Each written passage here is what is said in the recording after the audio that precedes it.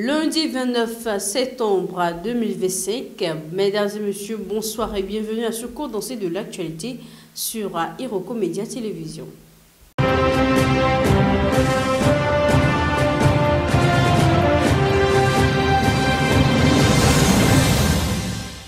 Burkina Faso lève le coin de voile sur cette session des formations. Ibrahim Traoré accuse la Côte d'Ivoire de complicité avec les groupes armés. À l'occasion du 3e anniversaire de sa prise de pouvoir, le capitaine Ibrahim Traoré a dressé le bilan de sa gouvernance. Le chef de l'État de transition a dénoncé de nouvelles manœuvres de déstabilisation et pointé du doigt certains voisins, notamment la Côte d'Ivoire. Lors d'un entretien accordé à la télévision nationale le 28 septembre 2025, le président burkinabé a accusé plusieurs forces étrangères de s'installer dans les pays frontaliers pour encercler son pays. Dans sa ligne de mire, la Côte d'Ivoire, accusée d'héberger des opposants, de servir de base arrière à des groupes armés et même de protéger des terroristes. Revenons sur l'arrestation de 6 fonctionnaires ivoiriens fin août dernier. Ibrahim Traoré a affirmé qu'il s'était introduit sur le territoire burkinabé pour espionner. Il a également évoqué la mort en détention à Abidjan en juillet de l'activiste burkinabé Alino Faso. Selon lui, les conditions de cette disparition restent suspectes, tandis que les autorités ivoiriennes, quant à elles, parlent d'un suicide et qu'une partie de la société civile ivoirienne réclame une enquête indépendante. Outre ces tensions diplomatiques, le chef de la transition a commenté la suspension du Burkina Faso de l'Union africaine. Il a annoncé la venue prochaine d'un médiateur de l'organisation tout en regrettant que les raisons exactes de cette sanction prononcée en août 2024 pour rupture de l'ordre constitutionnel ne lui aient jamais été clairement expliquées. Cap sur le Cameroun, à présent les premiers ralliements dans une campagne présidentielle déjà sous tension. La campagne pour la présidentielle du 12 octobre prochain a démarré sur un rythme soutenu. Tandis que le parti au pouvoir affiche sa puissance, l'opposition se cherche encore une unité. Lancée le 27 septembre, la campagne électorale au Cameroun a déjà donné lieu à des recompositions. 2 candidats, Akere Mounan du parti Univers et Ateki Gaston, parti de l'Alliance libérale, ont renoncé à leur candidature pour soutenir Bello Bouba Maïgari de l'Union nationale pour la démocratie et le progrès UNDP. Ces ralliements réduisent à 10 le nombre de candidats encore en lice. Dans les rues de Yaoundé, les affiches du président sortant, Paul Biya, et de son parti, le RDPC, dominent l'espace public. Un déploiement massif de moyens qui interroge certains électeurs, tandis que d'autres pointent l'absence remarquée du candidat lui-même sur le terrain. Du côté des analystes universitaires, Michel Oyan regrette l'éparpillement persistant de l'opposition face à un scrutin à un tour. Selon lui, seule une candidature unique pourrait offrir une chance réelle de rivaliser avec le chef de l'État en place depuis 40 ans.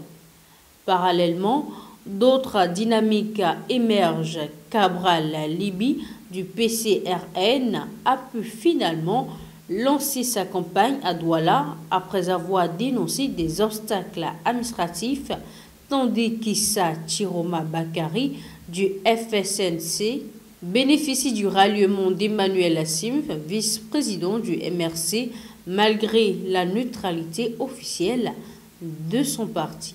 Toujours dans l'actualité du jour, en République centrafricaine, la Banque mondiale prévoit une croissance de 2,8% d'ici 2027.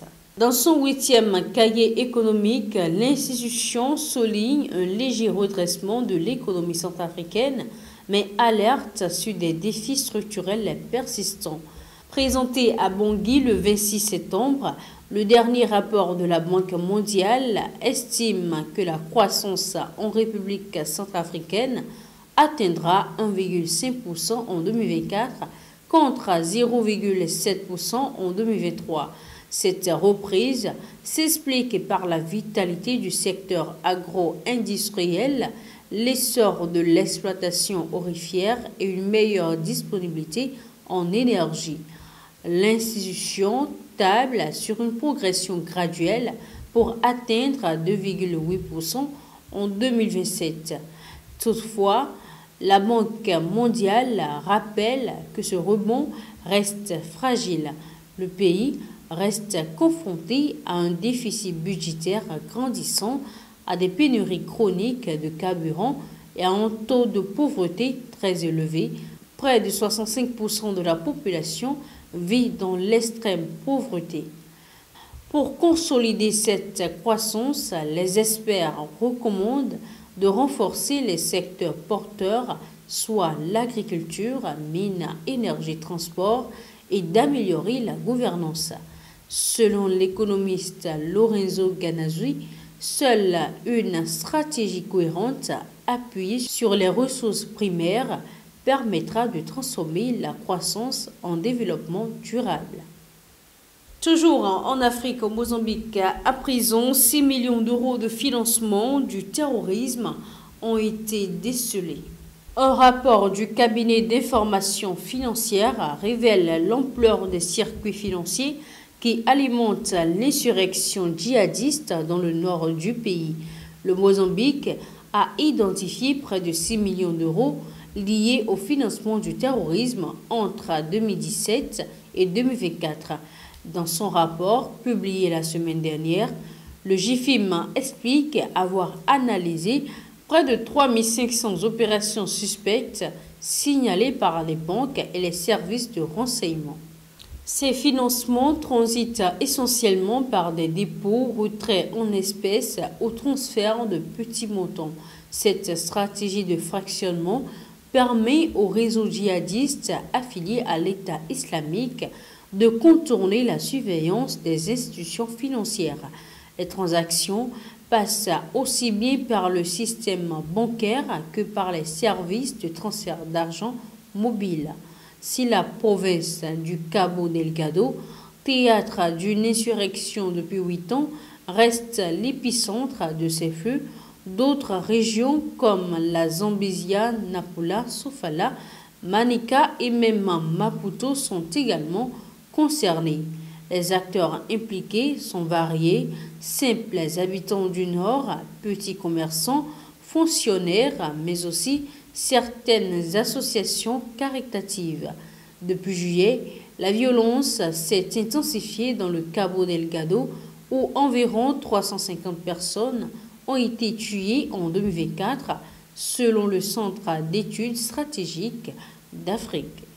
Hors des terres africaines, à présent au Royaume-Uni, Keir Starmer reste fragilisé à l'ouverture du Congrès travailliste.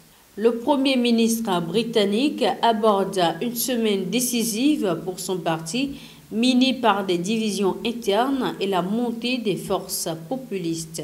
À Liverpool, le congrès annuel du Parti travailliste s'est ouvert dans un climat tendu. Keir Starmer doit y relancer une dynamique politique alors que son leadership est contesté après une série de décisions impopulaires, de démissions ministérielles et d'attaques venues de son propre camp. Des figures comme Andy Burnham, maire de Manchester, se positionnent déjà en alternative possible. Les difficultés du Premier ministre se trouvent amplifiées par deux menaces extérieures. L'émergence du parti populiste Reform UK qui séduit une partie de l'électorat en surfant sur les termes de l'immigration et du rejet des élites et le lancement par Jeremy Corbyn de Your Party, formation encore marginale, mais qui attire les militants en quête d'une ligne plus sociale et pro-palestinienne. Selon l'universitaire Laetitia Langlois, Réforme UK représente aujourd'hui une menace bien plus sérieuse pour l'équilibre politique britannique, alors que l'extrême droite gagne du terrain dans la société, comme l'a montré une récente marche anti-immigration à Londres. Face à cela, Keir Starmer est appelé à agir sur deux fronts, notamment répondre aux inquiétudes sur l'immigration avec des mesures concrètes et non de simples discours, et adopter une politique plus sociale pour lutter contre la pauvreté, particulièrement infantile, qui atteint des niveaux records au Royaume-Uni. Des nouvelles du Pentagone, la Cour suprême valide temporairement le gel de 4 milliards d'aides internationales. La plus haute juridiction américaine a donné raison à Donald Trump, estimant que son autorité en politique étrangère prime au moins provisoirement sur les contestations liées à la séparation des pouvoirs. Le 26 septembre, la Cour suprême des États-Unis a autorisé le président Donald Trump à suspendre le versement de 4 milliards de dollars d'aide internationale. Cette décision annule un jugement fédéral qui imposait le décaissement des fonds avant le 30 septembre. Saisie par plusieurs ONG, dont l'AIDS Vaccine Advocacy Coalition, la Cour a jugé que le pouvoir exécutif disposait d'une large marge de manœuvre en matière de politique étrangère. Toutefois, elle précise que sa décision est provisoire en attendant que les juridictions inférieures poursuivent l'examen de l'affaire. Une partie des fonds devrait financer les programmes de santé publique et de lutte contre le VIH pour les organisations plaignantes. Pour la juge progressiste Elena Kagan, ce gel constitue une atteinte au principe de séparation des pouvoirs et au rôle du Congrès dans l'allocation budgétaire. Cette décision s'inscrit dans une série de mesures de Donald Trump visant à réduire, voire supprimer, l'aide américaine à l'étranger, notamment par le démantèlement progressif de l'USAID, anciennement première agence humanitaire mondiale. Dernier virage de ce point de l'actualité, une campagne éclair pour élire une assemblée transitoire a été lancée en Syrie. Pour la première fois depuis des décennies, un scrutin est organisé afin de désigner une assemblée du peuple transitoire, mais son caractère indirect et opaque suscite scepticisme et inquiétude. Le 4 octobre, la Syrie doit élire une assemblée transitoire composée de 210 membres. Un tiers sera nommé directement par le président par intérim, Ahmed Al-Kara, et les deux autres tiers choisis via des collèges électoraux désignés par l'État. La campagne électorale, ouverte le 29 septembre, ne dure qu'une semaine et concerne près de 500 candidats. La plupart des postulants se présentent comme indépendants sans appartenance partisane, reflet d'un pays marqué par un demi-siècle d'autoritarisme. Parmi eux, des ingénieurs, des enseignants, des artisans, anciens rebelles ou figures de la société civile qui affirment vouloir participer à la reconstruction du pays et soutenir les plus vulnérables. Le processus électoral se veut inclusif avec un quota de 20% réservé aux femmes, mais les organisateurs peinent à atteindre ce seuil faute de candidatures féminines suffisantes. Si ce scrutin est présenté comme un pas vers la transition, De nombreux observateurs redoutent une mémise persistante de l'exécutif puisque le président par intérim conserve la prérogative de désigner un tiers des parlementaires.